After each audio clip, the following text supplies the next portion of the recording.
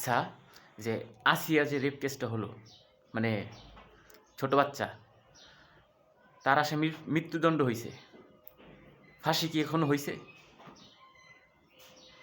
আবরার ভাই যে মারলো ছাত্রলীগ কর্মী, তাদেরও ফাঁসি মানে মৃত্যুদণ্ড দেওয়া হয়েছে।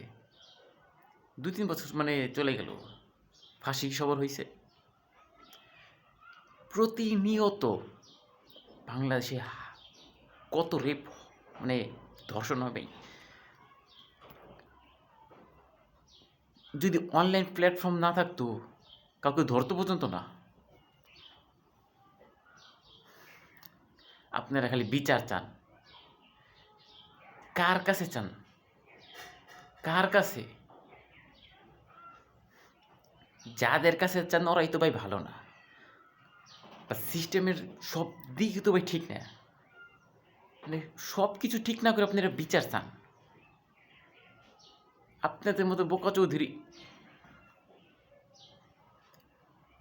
এই যে আমাদের এই জায়গায় আবার এই ঘটনা ঘটছে, রেপ কেস, উল্টা তাদের পিঠায় মানে নতুন কেস বানায় ফেলেছে। মানে পুলিশ বুঝেন নাই কে, কিছু খাওয়াইলে কোনটাকে কী বানায় ফেলায়, এটা নতুন না। গাজীপুর রেপ কেসকে ওই যে প্রেমের কেস বানায় ফেলছে। মানুষ চেঞ্জ করান, সিস্টেম চেঞ্জ করান।